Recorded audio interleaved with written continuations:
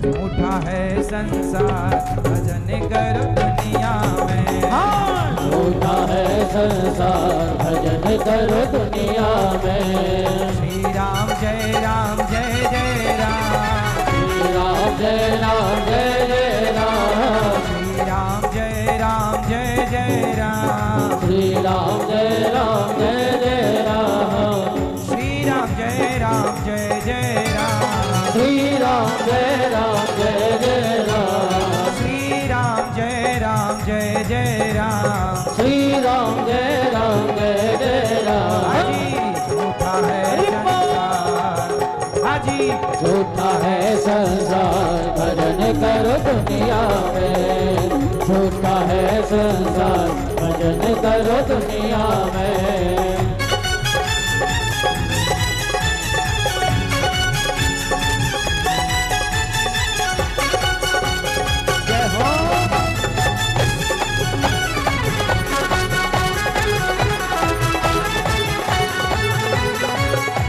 भाग्य से नर तन पाया, बड़े भाग्य से नर तन पाया, इसमें भी हरि गुण नहीं गाया, इसमें भी हरि गुण नहीं गाया।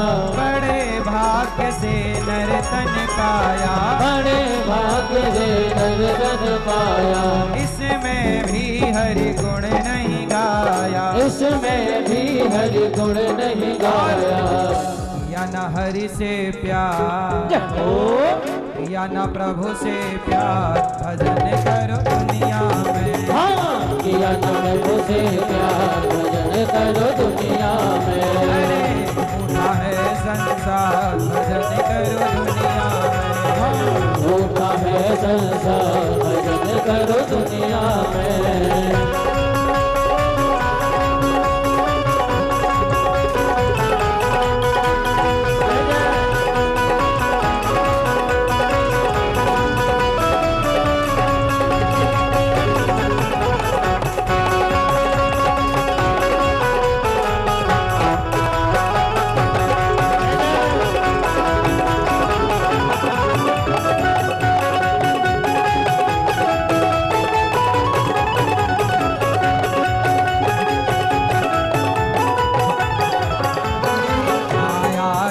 तुझको बहकाया, माया ने तुझको बहकाया, संग चले ना तेरी काया, संग चले ना तेरी काया। जरा सुनिएगा। माया ने तुझको बहकाया, माया ने तुझको बहकाया, संग चले ना तेरी काया, संग चले ना तेरी काया।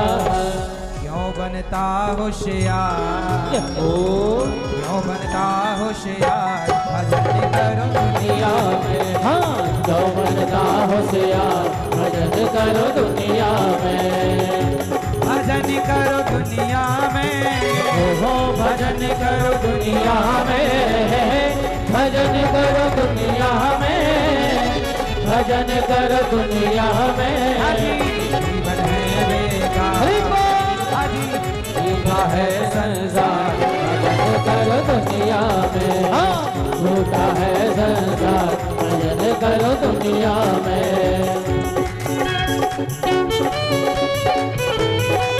जय हो।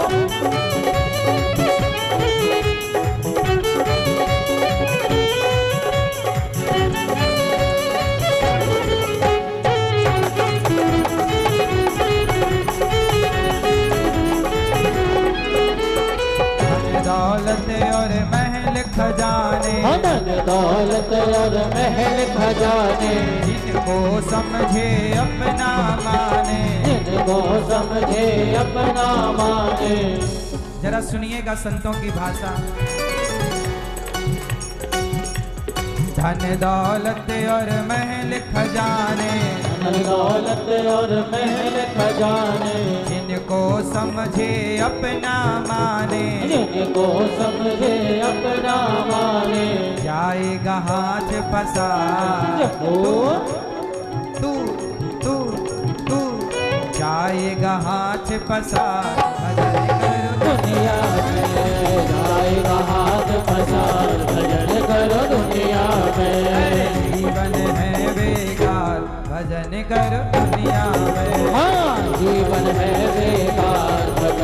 करो दुनिया में, ओ भजन करो दुनिया में, भजन करो दुनिया में, भजन करो दुनिया में, भजन करो दुनिया में, भजन करो दुनिया में, भजन करो दुनिया में, भजन करो दुनिया में, भजन करो दुनिया में। उठा है संसार भजन करो दुनिया में, झूठा है संसार भजन करो दुनिया में, झूठा है संसार भजन करो दुनिया में, झूठा है संसार भजन करो दुनिया में, झूठा है संसार भजन करो दुनिया में।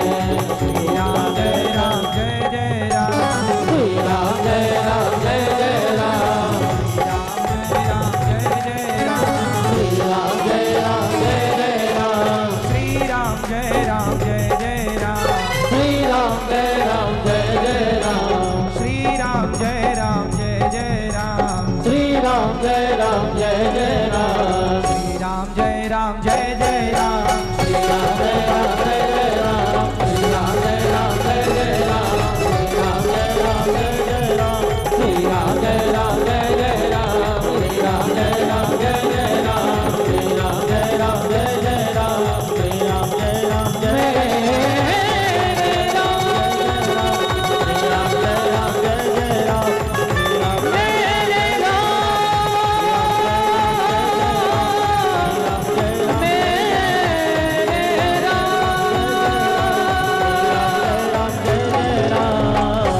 राम जय जय बोलिए भक्त वत्सल भगवान की, कृष्ण कन्हैया लाल की जय। जय श्री राधे, जय जय श्री राधे। परम मंगलमय परात्पर अखिलेश्वर अखिल ब्रह्मांड नायक परात्पर परब्रह्म भगवान श्री कृष्ण की वांगमय प्रतिमूर्ति श्रीमद् भागवत महापुराण दूर दूर से आई हमारी माताएं बहनें श्रोतागण भक्तगण, साधना टीवी और श्रद्धा टीवी पर कथा का रसपान कर रहे सभी भक्तजनों को जय श्रीमन्नारायण, जय श्री कृष्णा, राधे राधे। स्वागत है आप सबका आज की मंगलमयी अमृतमयी कथा में।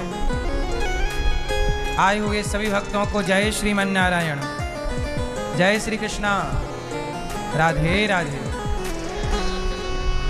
आज पावन कथा में परीक्षित बनकर हमारी मैया श्रीमती निरुपमा मैया जी स्वर्गीय पति रघुनंदन सिंह जी की स्मृति में ये कथा का आयोजन मैया के द्वारा हो रहा है।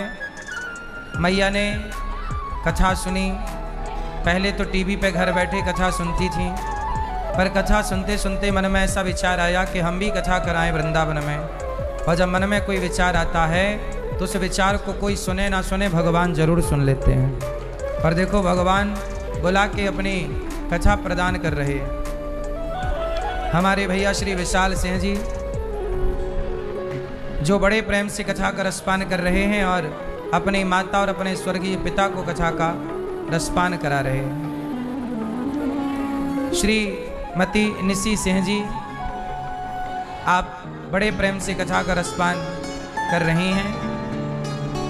हर्षित सारस्वत जी, पुष्पा, कीर्ति पूजा जी, समस्त सिंह परिवार पटना से आप आए हैं, बिहार से। देवघर झारखंड प्रेस इंडियन पंच इस अखबार की सेवा वर्षों से ये परिवार कर रहा है और समाज तक एक चेतना पहुंचा रहा है। आप सदा सुखी और स्वस्थ रहें, यही भगवान से मंगल कामना है। यहाँ भागवत जी के पोथी पाठ भी हो रहे हैं। आप लोग अपने पितरों के लिए, पूर्वजों के लिए भागवत जी का आयोजन करा रहे हैं। आगामी 14 अगस्त से 20 अगस्त भागवत जी के पोथी पाठ होंगे। आप लोग भी अपने पितरों के लिए, पूर्वजों के लिए भागवत जी के पोथी पाठ करा सकते हैं। भागवत जी जो सुनता है निश्चित ही उसके पितर खूब खूब आशीर्वाद देते होंगे कि आपने बड़ा उत्तम कार्य किया, श्रेष्ठ कार्य किया। 26 नवंबर से 2 दिसंबर 84 कोस की यात्रा है ब्रजमंडल में। आप भी 84 कोस की यात्रा में सम्मिलित हो सकते हैं। 20 तारीख से ऑस्ट्रेलिया में कथा है। ऑस्ट्रेलिया के भक्तों के लिए दास आ रहा है कथा सुनाने। ऑस्ट्रेलिया के बाद अमेरिका में कथा है 29 जुलाई से 4 अगस्त। उसके बाद फिर हरियाणा में है तरावड़ी में। तो आपको जो पास लगे वहाँ अमेरिका के भक्त अमेरिका में, ऑस्ट्रेलिया के ऑस्ट्रेलिया में, और हरियाणा के भक्त हरियाणा में। उसके बाद फिर वृंदावन में 14 तारीख से पोथी पाठ है भागवत जी, फिर वृंदावन में 14 अगस्त।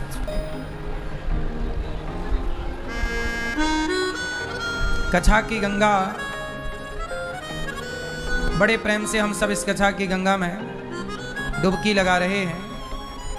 कल हम लोगों ने सुना कि भगवान एक उंगली से गोवर्धन को उठाते हैं और सारा भार एक उंगली पर धारण कर लेते हैं।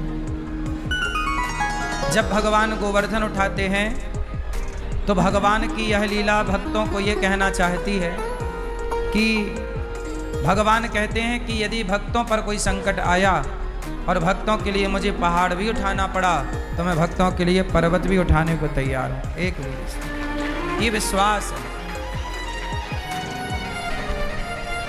भगवान गिरिराज जी को उठाते हैं और इंद्र के अभिमान को समाप्त करते हैं। जिस जिसके जीवन में अभिमान आया भगवान ने उनके अभिमान को नष्ट किया। अभिमान सबसे बुरा है, इसलिए अभिमान इंद्र का ना चला, हमारा आपका क्या चलेगा। भगवान ने एक दिन गोपियों के कपड़े चुरा लिए। अच्छा, कुछ लोग कहते हैं कि भगवान कपड़े थोड़ी चुराएंगे। अच्छा ये बताओ, भगवान का अवतार क्यों होता है? इसलिए तो होता है कि हम समाज को सीख दे सकें, अच्छी शिक्षा दे सकें अच्छी। यदि भगवान आए और आपने सीखा ही नहीं अच्छा कुछ, तो आने का उद्देश्य क्या निकला? आप वृंदावन आए, कथा सुने, 7 दिन आपने समय दिया, पर आपने कुछ सीखा ही नहीं, तो फिर सुनने का मतलब क्या निकला? आप पढ़ने गए पर आप पढ़े ही नहीं, तो स्कूल जाने का, विद्यालय जाने का मतलब क्या निकला? हम जिस काम के लिए आए हैं वो काम करें। मैया, आप कथा सुनने आए हो ना सब लोग, इसलिए शांति से कथा सुने। अब आप लोग समझिएगा भगवान का अवतार क्यों होता है। धर्म की स्थापना, और धर्म कपड़े उतारना धर्म है कि कपड़े पहनना धर्म है? बोलो। गोपियां सारे कपड़े उतार के निर्वस्त्र होके नदी में नहा रही थी, यमुना जी में। गोपियां निर्वस्त्र होके यमुना जी में नहा रही। अब आप ही बताइए कि ये निर्वस्त्र होके नहाना गोपियों का ये धर्म था कि अधर्म था? बोलो। यदि भक्त के हाथ से कोई अधर्म हो रहा है, बच्चा कुछ गलत करेगा तो उसका हाथ तो माँ ही पकड़ेगी ना। भक्त कुछ गलत करेगा तो भगवान ही तो पकड़ने आएंगे कि ये गलत है। तो जब गोपियों से अधर्म हुआ, वो निर्वस्त्र होके नहाई, तो भगवान आए और गोपियों के कपड़े चुरा के चले गए। कपड़े चुराना मतलब उन्हें सीख देना, शिक्षा देना, सबक देना कि ये अधर्म है। कपड़े उतार के पब्लिक प्लेस में आप नहा रहे हैं, बहुत अधर्म है, ऐसे ना करना दोबारा। फिर कपड़े लौटाए, तो कपड़े बाद में लौटाए। गोपियों को कहा कि आइंदा ऐसी गलती ना हो। इससे क्या हुआ? गोपियों को सदा सदा के लिए सीख मिल गई। ना चुराते तो गोपियां निर्वस्त्र होके तब नहाई थी, तो आज तक वो निर्वस्त्र होके नहाने की परंपरा चली जाती। बोलो हाँ। तो हमारे समाज में कोई गलत परंपरा तैयार ना हो जाए, इसलिए भगवान उन गलत परंपराओं को मिटाने के लिए ये लीलाएं करते हैं। आप लोग कथा सुनते हो कि भगवान ने गोपियों के कपड़े चुराए, गोवर्धन उठाया, ये कथाएं सबको पता है, लेकिन इन कथाओं के पीछे मैसेज क्या है यदि वो पूछा जाए किसी से, तो वो मैसेज कोई नहीं जानता। अब आप ही बताओ, भगवान ने गोवर्धन उठाया, इसके पीछे क्या संकेत था, क्या शिक्षा है समाज के लिए? गोवर्धन उठा लिया, एक उंगली से सारे ब्रजवासी नीचे आ गए, तलहटी पे सबके प्राणों की रक्षा हुई, इंद्र का अभिमान टूटा। ये सब सही है, ये कथा है, पर मैसेज क्या है हमारे और आपके लिए? मैसेज ये है, आपने सीखा, समाज के लिए मैसेज है कि गोवर्धन को एक उंगली से उठाया भगवान ने। इसका मतलब है गोवर्धन क्या है? गोवर्धन में क्या होता था? गैया चरती थी। तो गोवर्धन क्या है? गौचर भूमि। गोवर्धन क्या है? गौचर। जहां गौ माता चरती हो उसे गौचर भूमि कहते हैं। सरकारी दस्तावेजों में आज भी हर गांव में गौचर भूमि है, सरकारी रिकॉर्ड में, सरकारी दस्तावेज में, हाँ या ना?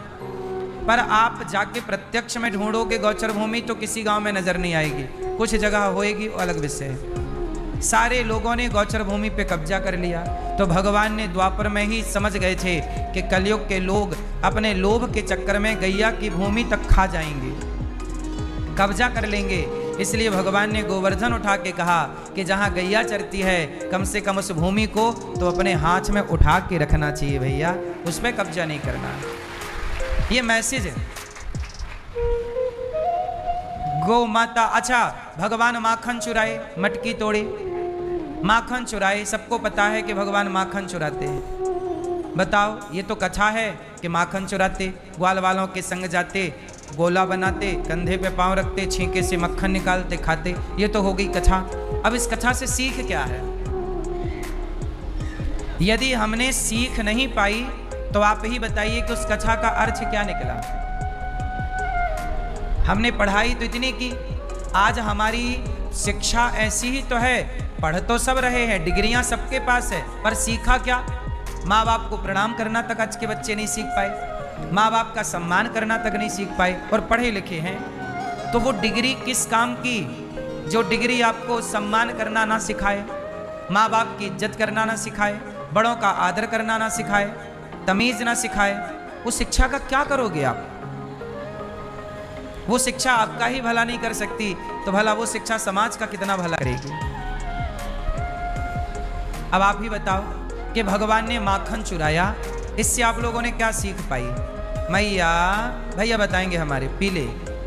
भगवान ने माखन चुराया, पता है सबको, जितने बैठे हैं सबको पता है कि कन्हैया ने बचपन में माखन की चोरी की थी, कथा सबको याद है। चलो उसके पीछे का मैसेज क्या था आप बताओ? नहीं, आपके बगल वाले भैया बताएंगे क्या मैसेज था माखन चोरी का? क्यों चुराया माखन? क्या जरूरत थी चुराने की? और क्या जरूरत थी माखन खाने की? क्या कह रहे हैं? हाँ, भगवान को पता था कि आने वाले कलयुग में लोग गंदी चीजें खाएंगे, पिज्जा, बर्गर, चाउमीन, मोमोज। तो भगवान ने कहा कि भैया माखन खाओगे तो स्वस्थ रहोगे, सेहत अच्छी रहेगी, सदा आप दीर्घजीवी होंगे। इसलिए भगवान ने माखन खाया। भगवान ने माखन खाया तो समाज के लिए, अरे जो बड़ा, अब मोदी जी ने झाड़ू पकड़ी तो सारे देश के लोगों ने झाड़ू लगाने, बड़ा व्यक्ति जो करता है सारे लोग वही का। भगवान माखन खाए तो सबको लगेगा हम भी खाएंगे।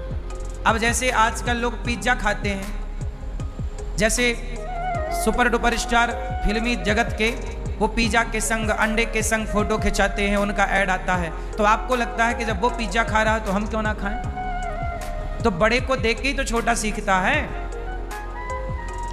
आजकल जुए का ऐप डाउनलोड बड़े बड़े सुपर डुपर स्टार अपने मोबाइल पे करके दिखा रहे हैं, तो आपको लगता है जब ये खेल रहा है तो हम क्यों ना खेलें? भाई बड़े से ही तो छोटा सीखता है। बोलो हाँ कि ना? तो भगवान से बड़ा कौन? तो भगवान से तो दुनिया सीखेगी कि जब भगवान मक्खन खाते तो भक्तों को भी मक्खन खाना चाहिए। लेकिन आप लोगों ने मक्खन खाना टोटली छोड़ दिया,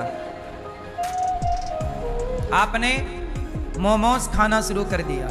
एक नई स्टडी आई है, अभी मैं परसों की न्यूज़ सुन रहा था, कल या परसों, बता रहे थे कि जलेबी और समोसा जो बाजार में मिलता है, अब जैसे सिगरेट पे लिखा जाता है ना, सिगरेट पीना स्वास्थ्य के लिए हानिकारक है, ऐसे आने वाले टाइम पे जलेबी और समोसा की दुकान में बाहर लिखा जाएगा कि जलेबी और समोसा खाना स्वास्थ्य के लिए हानिकारक है,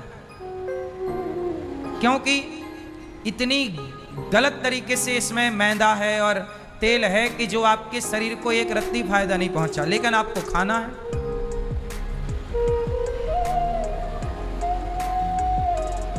तेल का सिद्धांत होता है, समझो, तेल को एक बार यदि गर्म कर दिया जाए और उसे ठंडा कर दिया जाए और फिर गर्म किया जाए तो वो तेल तेल नहीं रह जाता, वो जहर हो जाता, स्लो पॉइजन हो जाता है। बोलो हाँ या ना? ये हम नहीं कह रहे, स्टडी कह रही है। अब वो तेल जिसमें समोसा बनता है, वो कल का तेल, कल भी समोसा उसी तेल में बना, उसी तेल में और तेल डाल के आज भी समोसा बना। ये हम नहीं कह रहे हैं, न्यूज की स्टडी बता रहे थे, बहुत सारे न्यूज, सारे न्यूज में था, परसों कल परसों की न्यूज है ये।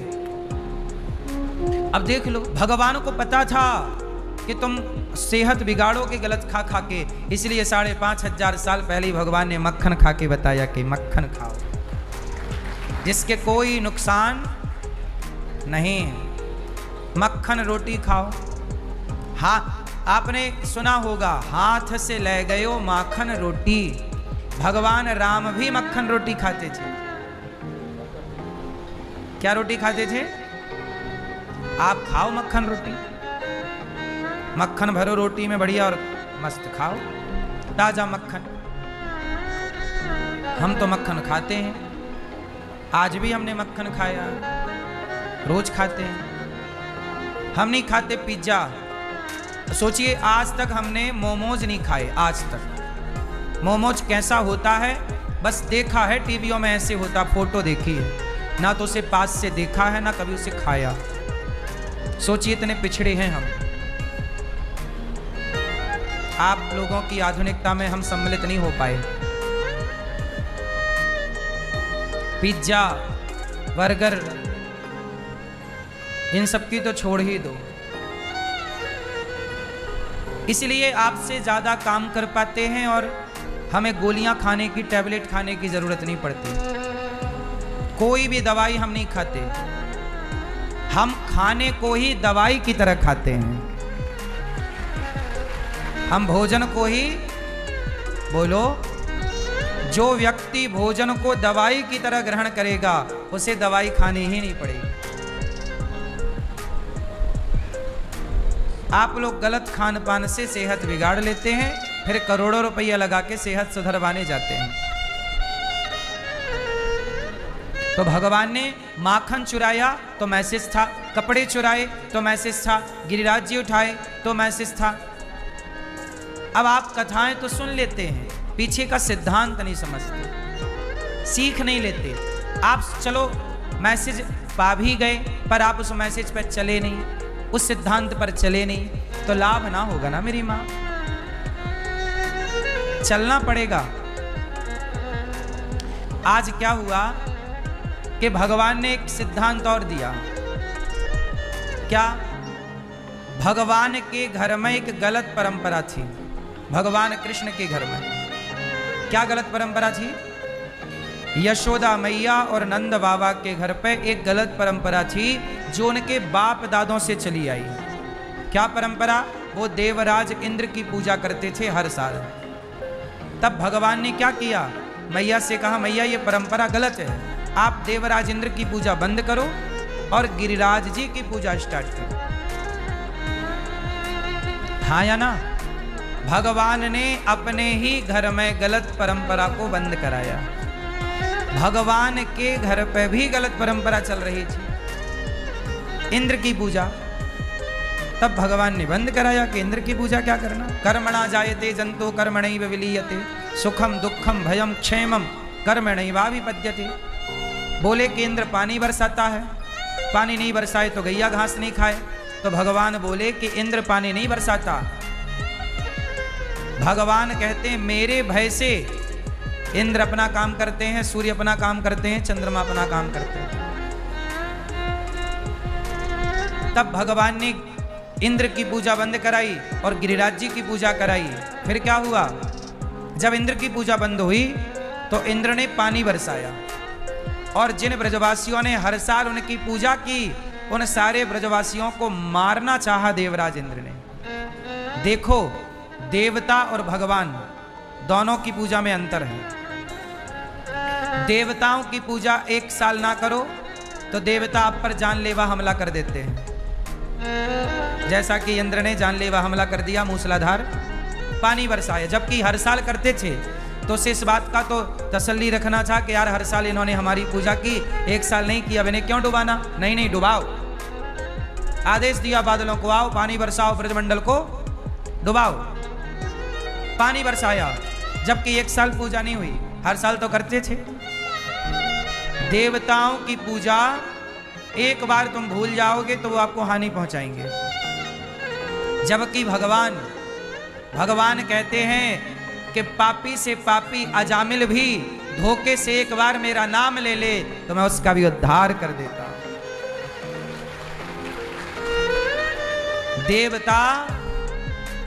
देवता अपनी पूजा ना होने से नाराज हो जाते हैं, वो गलत फल दे सकते हैं, पर भगवान कभी अपने भक्तों को गलत परिणाम। इसलिए भारत में देवताओं की पूजा नहीं होती। और देवता चित्त न धरई, यहाँ और देवताओं को रखने की जरूरत नहीं, हृदय में केवल भगवान को रखा जाए। देवता अलग हैं और भगवान, आप समझ रहे हैं बात को कि नहीं? देवता अलग है। देवता कौन है? देवताओं के राजा हैं इंद्र। देवता हैं इंद्र, वरुण देवता, अग्नि देवता, जल देवता इत्यादि। परंतु भगवान है। देवता कौन है? जैसे प्रधानमंत्री और सरपंच, कितनी दूरी है दोनों में? बोलो, कोई बराबरी है? सरपंच और प्रधानमंत्री, इन दोनों पदों में कोई समानता है? उत्तर दो। नहीं। सरपंच हजारों हो सकते हैं और हैं भारत में, हर गांव का एक सरपंच है। सरपंच समझते हो ना आप लोग? पार्षद ले लो, हर गांव में एक सरपंच होता है। सरपंच हजारों हो सकते हैं भारत में, पर प्रधानमंत्री एक ही रहेगा। देवता 33 करोड़ हो सकते हैं, पर भगवान एक ही रहेंगे। तो ये देवता तो सरपंच जैसे हैं और भगवान तो प्रधानमंत्री के जैसे। सरपंच से लड़ाई हो गई तो सरपंच ने तुम्हारी गली का पानी काट दिया।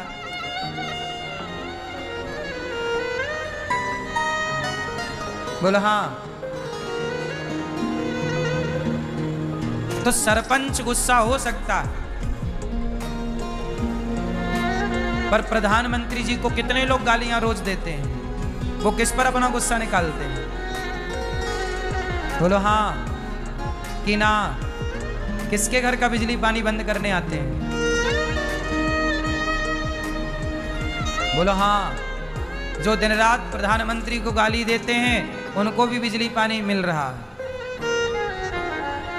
तो कहने का अर्थ ये है कि देवताओं की पूजा, इसलिए हमारे यहाँ देवताओं के मंदिर नहीं है। भारत में किसके मंदिर हैं? भगवान के। इसलिए कहता हूँ भगवान की आराधना करिए। अकामः सर्व कामो वा मोक्ष कामा उदारधि तीव्रेण भक्ति योगेन यजेत पुरुषम परम। किसी की उपासना करोगे तो देवताओं के पास एक पावर है। यदि आपने इसकी कामना के लिए इस देवता की पूजा की तो वो देवता केवल वही फल दे सकता है, पर भगवान तो सब कुछ देने की सामर्थ्य रखते हैं।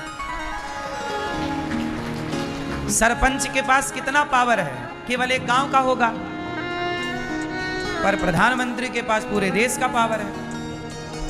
ऐसे भगवान के पास पूरे ब्रह्मांड का पावर है। अच्छा, मैं आपको एक चीज और क्लियर करूं। देवता और भगवान, देवताओं की संख्या कितनी है? 33 कोटि। कोटि मतलब प्रकार भी कुछ लोग अर्थ करते हैं, करोड़ भी करते हैं। तो करोड़ ही सही है, क्योंकि हमारे यहाँ सबको गिना जाए। हमारे यहाँ तो सांप को भी देवता मानते हैं, नदियों को देवी, समुद्र को देवता, तुलसी देवी, वृक्ष देवता, ये सारे देवता माने जाएं तो 33 करोड़ ही है। बोलो हाँ। लेकिन भगवान कितने हैं?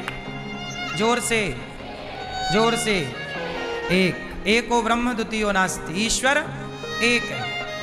वो भगवान का नाम क्या है? उन भगवान का नाम है श्री कृष्ण, श्री राम, श्रीमन नारायण। चाहे आप उन्हें कृष्ण नाम से पुकारिए, चाहे आप उस परमात्मा को राम नाम से पुकारिए, चाहे विष्णु के नाम से पुकारिए, चाहे हरि के नाम से पुकारिए, चाहे आप नारायण के नाम से पुकारिए, बात एक ही है। वो परमात्मा एक है, एको ब्रह्म द्वितीयो नास्ति। लेकिन एक बात यहां और समझने की है कि भगवान एक है, पर भगवान के अंग 5 हैं। आप जरा यहां और थोड़ा सा क्लियर कर लो, बात पूरी समझ में आने। ज्ञान होए तो पूरा होए, ना होए तो ना होए, तो पूरे ज्ञान की ओर चलते हैं। भगवान एक हैं, फिर से बोल दो एक बार, ईश्वर। लेकिन उस ईश्वर के अंग 5 हैं। बात समझ में आई? जैसे आपके 2 हाथ, ये आपके ही 2 हाथ हैं, आपका अंग। आपकी आंख आपका ही अंग है, आपका हाथ आपका अंग है, आपका पांव आपका अंग है। बोलो हाँ।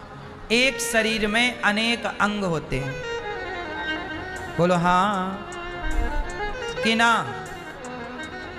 पूछता ना किस अंग में दर्द है, डॉक्टर पूछता है किस अंग में दर्द है, तो अंग बताओ कि इस अंग में कि इस अंग में, लेफ्ट में कि राइट में, ऊपर के नीचे। शरीर एक है, लेकिन एक ही शरीर में आपके अंग बहुत सारे हैं। बोलो हाँ। उसी तरह भगवान के 5 अंग हैं। अब आपको ध्यान से सुनाता हूं कौन। ईश्वर के 5 अंग कौन है? ईश्वर का एक अंग है भगवान नारायण का ही एक अंग है भगवान विष्णु। फिर से बोल दो, भगवान नारायण का एक अंग क्या?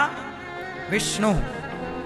दूसरा अंग भगवान शंकर, भगवान विष्णु, भगवान। तीसरा अंग गणपति, गणपति बप्पा। चौथा अंग शक्ति, बिना शक्ति के काम नहीं होता, शक्ति मतलब दुर्गा। 5वां अंग सूर्य, इसलिए सूर्य में भी नारायण शब्द जुड़ा, सूर्य नारायण। सूर्य और चंद्रमा ये भगवान की आंख है। तो कितने हो गए? 5। 5 के नाम हमें जरा याद कराओ। मुंह बंद करके नहीं, खोलो। भगवान विष्णु, बोलो भगवान, जोर से। भगवान विष्णु, भगवान शंकर।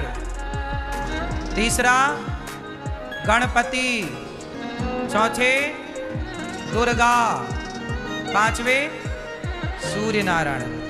इन 5 की उपासना सनातन संस्कृति में होती है। यदि आप भगवान विष्णु, भगवान राम, भगवान कृष्ण, नारायण, जगन्नाथ जी, बिहारी जी, राधा रमण जी, राधा वल्लभ जी, द्वारिकाधीश जी, विठलनाथ जी, बद्रीनाथ जी, ये सब एक हो गए। एक नारायण मतलब ये सब एक। शंकर मतलब 12 ज्योतिर्लिंग, शंकर मतलब हनुमान जी। हनुमान जी भी किसके भीतर आ गए? क्योंकि शंकर जी ही हनुमान जी। दुर्गा, जब दुर्गा का नाम लिया तो 52 शक्तिपीठ आ गई। केला माता, काली माता, भद्रकाली माता, सारी माता आ गई। बोलो हाँ। तो इसलिए हमारे सनातन में इन 5 की उपासना। यदि आप इन 5 से अतिरिक्त 6वें की उपासना आप करते हैं तो आप गलत हैं। और यदि आप इन 5 की ही उपासना करते हैं या इन 5 में किसी एक के उपासक हैं तो आप सही हैं। ये सनातन है। हर सनातनी को ये बात जान लेना चाहिए, ये हर सनातनी के लिए है। अब कुछ लोग कहते हैं कि मैं राम को मानता हूं, कुछ लोग कहते हैं मैं कृष्ण को मानता हूं, मैं नारायण को मानता हूं, पर मैं शंकर जी को नहीं मानता। यदि कोई ऐसा कहे, कोई कहे कि मैं शंकर जी को मानता हूं पर राम कृष्ण को नहीं मानता, यदि कोई ऐसी बात कहे तो समझ लो ये 1 नंबर का गधा है।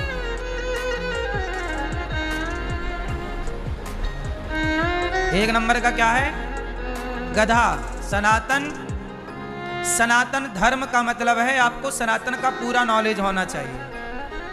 यदि पूरा ज्ञान नहीं है तो फिर आप यदि ये कहते हैं कि मैं राम का उपासक हूं पर मैं शंकर जी की पूजा नहीं करता, या मैं शंकर जी का उपासक हूं मैं राम की पूजा नहीं करता, जो हरि और हर में भेद मानता है वो गधा है।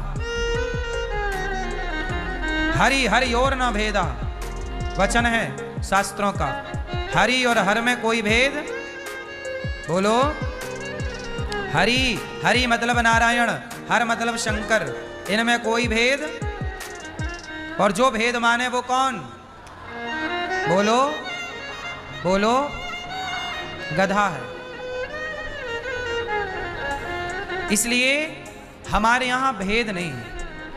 अच्छा ये बताओ, अर्जुन भगवान कृष्ण के भक्त थे, बोलो हाँ, लेकिन अर्जुन ने भी भगवान शिव की तपस्या की कि नहीं? पाशुपते जो अस्त्र है वो किसने दिया? शंकर भगवान कृष्ण ने ही कही कि अर्जुन ये अस्त्र पाना है तो शिव जी की आराधना करो। बिना शिव की कृपा से, बिना शिव की कृपा के आपको भगवान कृष्ण नारायण की भक्ति नहीं प्राप्त हो सकती। इसलिए शंकर जी कौन है? वैष्णवानाम यथा शंभु, भगवान के सबसे बड़े भक्त कोई हैं तो शंकर जी। भगवान के सबसे बड़े भक्त कोई हैं तो शंकर जी।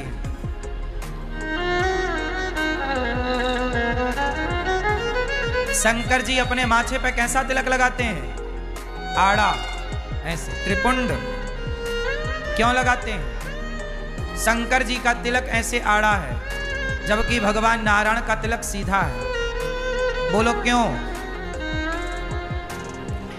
अब बताओ कि आड़ा कौन है और सीधा कौन है? शंकर जी आड़े बैठते हैं कि सीधे? जोर से जोर से जोर से।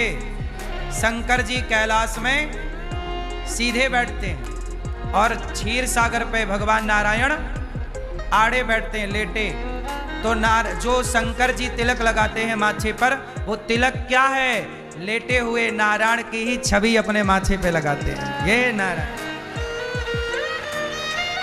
और भगवान नारायण के माथे पर जो तिलक है वो शंकर जी बैठे हैं सीधे, तो मानो शंकर जी को ही अपने माथे पे नारायण धारण करते हैं। हरि हरि और न भेदा। इसलिए शंकर जी का तिलक टेढ़ा है, त्रिपुंड, क्योंकि वो टेढ़ा नारायण भगवान लेटे ना, तो पूरा भगवान नारायण का स्वरूप है और शंकर जी खड़े हैं, बैठे हैं सीधा। तो ये छवि माथे पर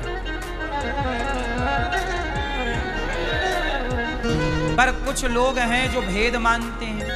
अच्छा भेद क्यों मानते हैं? क्योंकि गधे हैं। और इन गधों को आप कैसे समझाओ? इसलिए तनिक भी भेद मानना पाप है। को बड़ छोट कहत अपराध, जो छोटा बड़ा माने वो अपराध। इसलिए सच्चा सनातनी वही है, सच्चा हिंदू वही है कि जो राम कृष्ण नारायण शिव जी दुर्गा और सूर्य और गणेश जी में अपनी आस्था रखे, सबके प्रति आस्था हो सब में। क्योंकि हमारे यहाँ कोई भी शुभ काम होगा तो पहली उपासना गणेश जी की होगी। अब आप कहो जी मैं गणेश जी को नहीं मानता, तो तुम गधे हो। गणेश जी को क्यों नहीं मानोगे? कोई भी पुराण उठा लो, कोई भी स्मृति उठा लो, अधिकांश स्मृतियों में गणेश जी की वंदना पहले है। सूरदास जी कृष्ण के भक्त हैं। बोलो सूरदास जी किसके भक्त हैं? लेकिन सूरदास जी भक्त कृष्ण के हैं, पर पहली वंदना किसकी करते हैं? सूरदास जी की ही आरती है ये, जय गणेश जय गणेश जय गणेश देवा, माता जगी पार्वती पिता महा। ये किसने लिखा? सूरदास जी। एक दंत दयावंत, ये किसने लिखा? सूरदास जी। अब सूरदास जी जबकि कृष्ण के भक्त हैं, पर स्तुति किसकी कर रहे हैं? गाइए गणपति जगवंदन शंकर सुवन, तो गाइए तो गणेश जी, अब तुलसीदास जी किसके भक्त हैं? राम के। बोलो, तुलसीदास जी किसके भक्त हैं? पर तुलसीदास जी राम के भक्त हैं, पर वंदना गणेश जी की कर रहे हैं कि नहीं? आप अपने को सनातनी कहते हो, पर आप गणेश जी को नहीं मानते, आप शंकर जी को नहीं मानते, भगवान नारायण को नहीं मानते, दुर्गा को नहीं मानते। यदि आप सूर्य भगवान को जल नहीं चढ़ाते, बिहार में तो सूर्य भगवान की सबसे बड़ी उपासना होती है। छठ पर्व क्या है? छठ पर्व क्या है?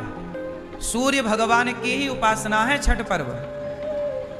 धरती का सबसे बड़ा और सबसे कठिन व्रत कोई है तो छठ पर्व सबसे बड़ा है। वो कठिन है, जहां सूर्य की, जहां उगते और डूबते सूर्य की आराधना होती है छठ में, छठ पर्व में। बोलो हाँ, 3 दिन से चालू हो जाती है ना, उगते और डूबते सूर्य को प्रणाम।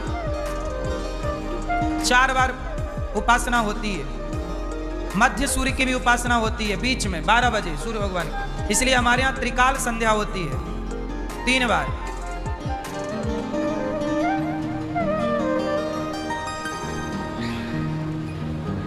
इसलिए हम, अच्छा मुसलमान कितनी बार नमाज पढ़ता है?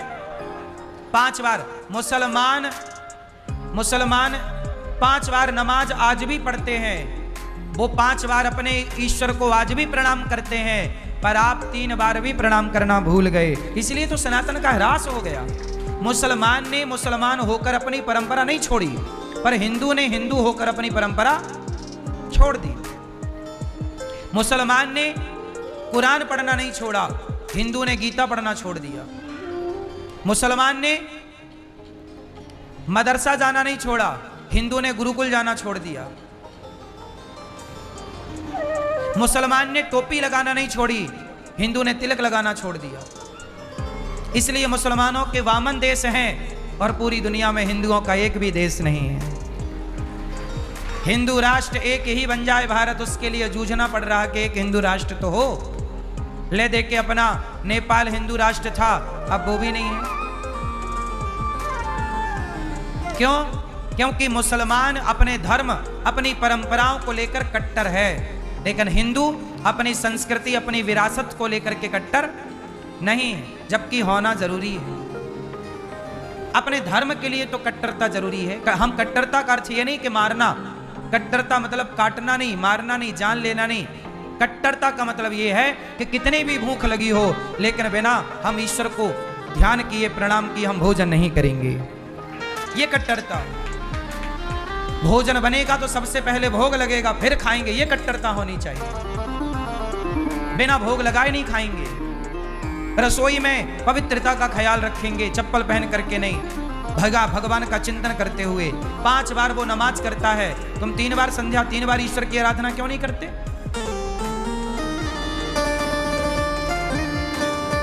हमारी अपनी संस्कृति, पहले के जमाने में शाम को आरती होती थी। आज भी जब नमाज होती है ना, तो लाखों मुसलमान एक ही टाइम पर नमाज करते हैं। बोलो हाँ। लेकिन हिंदुओं के यहाँ संजी बेरा होती है, दिया बत्ती का टाइम। भारत के हर मंदिर में दिया बत्ती के टाइम घंटा चालू हो जाता है, टन टन टन। पहले के जमाने में सारा गांव एक जगह खड़ा होता था मंदिर में, सब लोग कीर्तन भजन करते, आरती करते, उसके बाद संध्या की ब्यारू करते, शाम का भोजन आरती के बाद।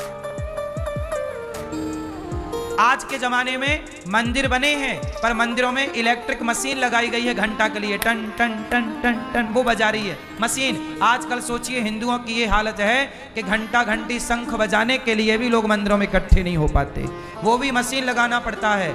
अब क्या होगा तुम हिंदुओं का? भाई मुसलमानों के देश तो बढ़ेंगे ना, क्योंकि वो अपने धर्म के लिए कट्टर हैं। तुम्हारी अपनी कट्टरता कहाँ है? शाम तो तुम्हारे लिए भी होती है, शाम मुसलमान के लिए भी होती है। मुसलमान को भी शाम को नमाज करना होता है, तो शाम को तुम्हारे मंदिरों में भी तो आरती होती है। तुम भी तो अपने घर में आरती शाम के टाइम सब परिवार खड़े होके, माँ बेटा पत्नी पति सब खड़े हो जाओ, सारे लोग एक साथ नमाज मुसलमान करता है, तो तुम सारे लोग एक साथ खड़े होके आरती क्यों नहीं करते? 5 मिनट का कीर्तन क्यों नहीं करते? भगवान का स्मरण क्यों नहीं करते?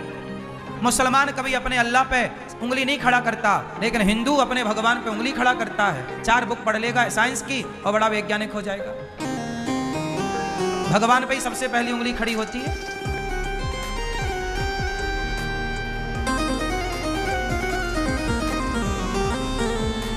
इसलिए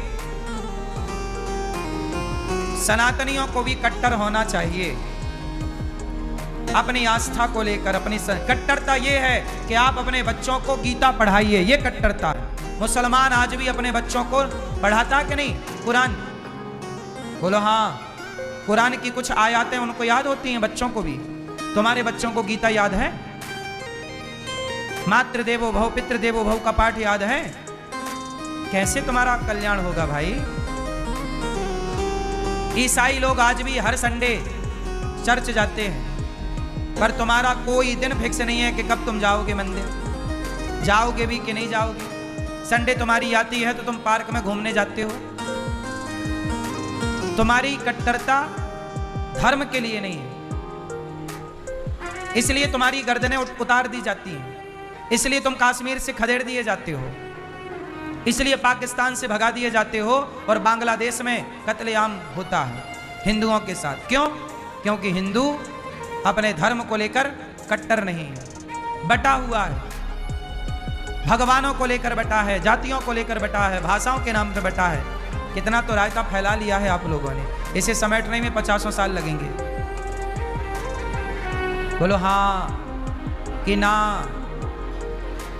इसलिए हमारे भगवान ने गलत परंपराओं को रोका, इंद्र की पूजा बंद कराई और गिरिराज जी की पूजा स्टार्ट कराई। किसकी पूजा?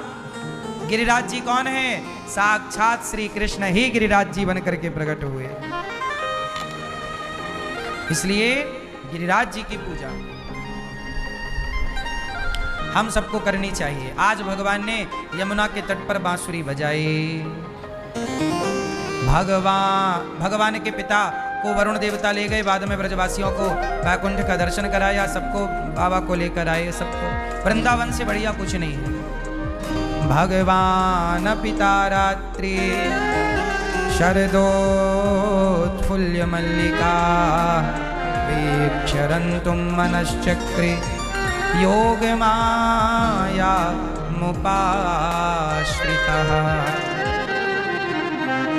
निशम्य गीतं तदिनङ्गवर्धनं ब्रजश्रियः कृष्णगृहीतमानसा आजग्मुरन्योन्यमलक्षितोद्यमाः स यत्र कान्तो जवलोलकुण्डला।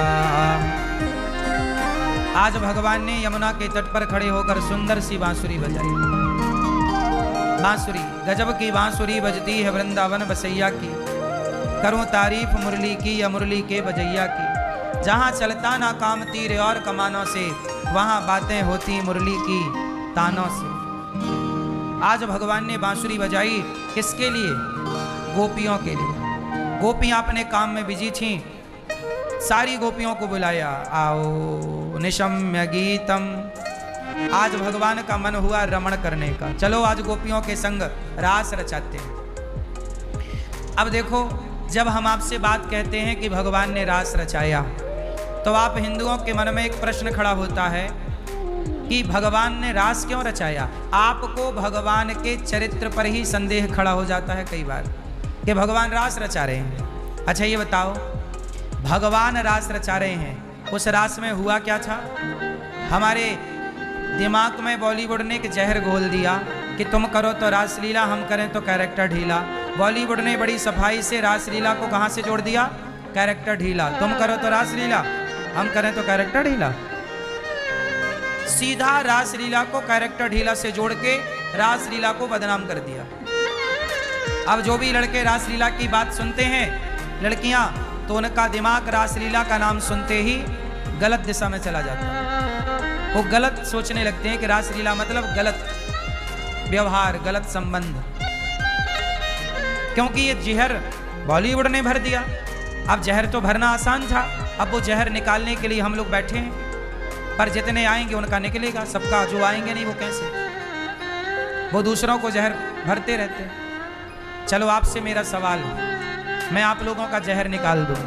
रासलीला और कैरेक्टर ढीला, क्या कृष्ण भगवान का कैरेक्टर ढीला था?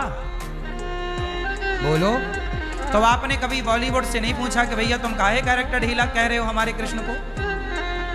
बॉलीवुड तो कह रहा कि तुम करो तो रासलीला, मतलब रासलीला को कैरेक्टर ढीला। तो रासलीला जब हुई राधा रानी के संग, सखियों के संग, तो वो क्या था? जिस समय रासलीला हुई उस समय कृष्ण की उम्र क्या थी? चलो बताओ। 8 वर्ष। कृष्ण कितने साल के थे? क्योंकि 10.5 साल में तो भगवान वृंदावन छोड़ के मथुरा चले गए कंस को मारने। अधिक से अधिक भगवान की उम्र थी, अधिक से अधिक 9 साल। 8 सही है, पर और मोटा मोटा जोड़ो तो 9 साल। अब आप बताओ, किसी 9 साल के लड़के को खड़ा करो और उस 9 साल के लड़के के संग स्त्रियां खड़ी कर दो, तो क्या उस बच्चे के अंदर कोई विकार पैदा होगा?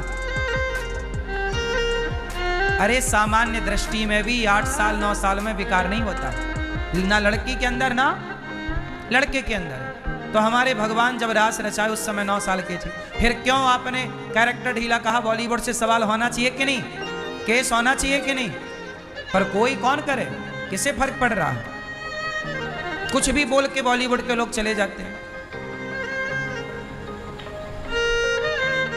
मैंने सुना कि कोई आदमी था, वो हमारे देवी देवताओं की नंगी तस्वीर बनाता था, पेंटिंग नंगी। उसे गवर्नमेंट ने बुला के, पिछली गवर्नमेंट ने भारत रत्न दिया था। होता है ना, पुरस्कार देती है सरकार, क्या बोलते हैं उसको? भारत रत्न है, अवार्ड बोलते हैं। सोचिए, जो खुलेआम हिंदू देवी देवताओं की नंगी तस्वीर बना रहा पेंटिंग में, उसे सरकारें क्या कर रही हैं? उन्हें मंच में खड़ा करके उन्हें अवार्ड दे रही हैं। अब सोचिए, ये हाल है इस देश का। इसका मतलब ये है कि सनातन धर्म को जो जितनी गाली देगा, वो कुछ लोगों का हीरो बन करके सामने खड़ा हो जाएगा। सनातन धर्म को गाली देने से ही कुछ लोग उसे अपना क्या मान लेते हैं कि ये हीरो है भाई। सनातन धर्म को जो जितनी गालियां देता है, वो उतना बड़ा इस देश में हीरो बनता, उतने बड़े अवार्ड पाता। जो हम कह रहे हैं ये सही कह रहे हैं कि हम गलत कह रहे हैं? भैया कर लेना पता। अब मैं उसका नाम क्या बताऊं आपको? सोचिए, ऐसे ऐसे लोगों को यहां अवार्ड मिलते हैं, ये भारत की धरोहर बन जाते हैं जो नंगी तस्वीर बना रहे हैं। हमारे यहां एक सुपर डुपर स्टार है, उसने सारे कपड़े उतार के, मर्द है, लड़का है, उसने निर्वस्त्र होके, नंगे होके उसने फोटो खिंचवाई आज के सभ्य समाज में। और उसे आप लोग, ये लड़के लोग उसे अपना आइकॉन मानते हैं कि भाई ये सुपर डुपर स्टार हीरो है। अब सोचिए, जो नंगा नाच नाच रहे हैं उन्हें आप हीरो कह रहे हैं, और हमारे भगवान कृष्ण की रासलीला को आप कैरेक्टर ढीला से जोड़ रहे हैं। जो खुद कैरेक्टर ढीला, जिनका स्वयं का चरित्र खराब है, वो हमारे भगवान पे उंगलियां खड़ी कर रहे हैं, लेकिन सनातनी लोग चुप है। कौन बोले? अनिरुद्धाचार्य के मुंह से कुछ धोखे से गलत निकल जाए तो लाख ठेकेदार खड़े हो जाएंगे मुझे गाली देने के लिए। पर जो सनातन के खिलाफ षड्यंत्र चल रहा है, उसके खिलाफ बोलने के लिए कोई चू नहीं कर रहा। पर मैं कुछ गलती करूं, मेरे मुंह से कुछ अपशब्द निकल जाए, लाख लोग गाली, अरे ठेकेदार बन जाएंगे, अरे अनिरुद्धाचार्य ने ऐसा क्यों कहा? अब बताओ, तुम करो तो रासलीला, हम करें तो कैरेक्टर ढीला। ये कृष्ण को अपमानजनक बात कृष्ण के लिए कही गई कि नहीं? बोलो हाँ। कोई ऑब्जेक्शन है किसी का? सबने इसे सहर्ष स्वीकार कर लिया। इससे क्या हुआ? नौजवान लड़का लड़कियों के अंदर भगवान कृष्ण की छवि धूमिल हो गई। उनकी आस्थाएं तो थी ही नहीं, और आस्थाएं खराब हो गई। आस्था जगाने में बड़ा टाइम लगता है, और बिगाड़ने में एक दिन में आप बिगाड़ लो जो बिगाड़ना है, बिगड़ जाएगा। सनातन धर्म को समझे ही नहीं लोग, लोग समझते ही नहीं, लोग समझना ही नहीं चाहते, लोगों को मतलब ही नहीं। अब आप ध्यान से सुनो, भगवान श्री कृष्ण कौन है? योगी यत्र योगेश्वरः कृष्णो यत्र पार्थो धनुर्धर, योगियों के योगी कृष्ण है। कृष्ण ने रास क्यों रचाए? भगवान रास इसलिए रचाते हैं क्योंकि एक दिन क्या हुआ, कामदेव को आ गया घमंड। अब रास क्यों रचाया गया, इसके पीछे की एक कहानी है, कथा है, वो जरा ध्यान से सुन लो, पूरा कॉन्सेप्ट क्लियर हो जाएगा। एक बार क्या हुआ कि काम देवता को आ गया घमंड कि मैंने सबको हरा दिया। तो गए नारद जी के पास, नारद जी मैंने तो आपको हरा दिया। नारद जी बोले आपने हरा दिया, सही है। अच्छा, नारद जी को कामदेव ने हरा दिया। एक बार नारद जी का भी मन हो गया था ना ब्याह करने का, फिर वो बंदर बने चिराम।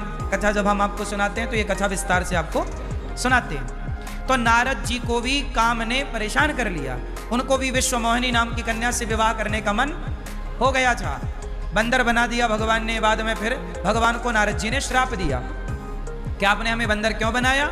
जैसे हम स्त्री के वियोग में तड़प रहे हैं, आपको भी स्त्री के वियोग में तड़पना पड़ेगा। आपने हमें बंदर बनाया, आपको भी बंदर भालुओं की सहायता लेनी पड़ेगी। तो नारद जी के श्राप के कारण एक बार भगवान नारायण को राम बन करके आना पड़ा, क्योंकि नारद जी ने श्राप दे दिया था। ये कथा है, पर यह कथा विस्तार से सुनाएंगे तो बहुत बड़ी है, पर आपको अभी हम जो समझाना चाह रहे हैं वो आप समझो। नारद जी को भी काम ने एक बार हरा दिया। तो काम देवता बोले मैं जीत गया, नारद जी हार गए। अच्छा, कामदेव ने एक बार शंकर जी को भी हरा दिया। किसे हरा दिया? बात कुछ ऐसी है कि एक दिन क्या हुआ कि शंकर जी बोले भगवान नारायण से कि प्रभु मैंने आपके सारे अवतार देखे हैं, एक अवतार देखना भूल गया, जरा आप दर्शन दो। कौन सा? बोले मोहिनी। जब आप स्त्री बने मोहिनी अवतार, तो आपका मैं दर्शन नहीं कर पाया। हमारे भगवान के 24 अवतारों में एक अवतार है मोहिनी। कौन सा अवतार? स्त्री। जहां देवताओं को अमृत देने के लिए, राक्षसों से छीनने के लिए भगवान ने ये अवतार लिया था। तो शंकर जी बोले कि मैंने मोहिनी अवतार नहीं देखा, तो कृपया आप अपना मोहिनी अवतार मुझे दिखाने की कृपा करो।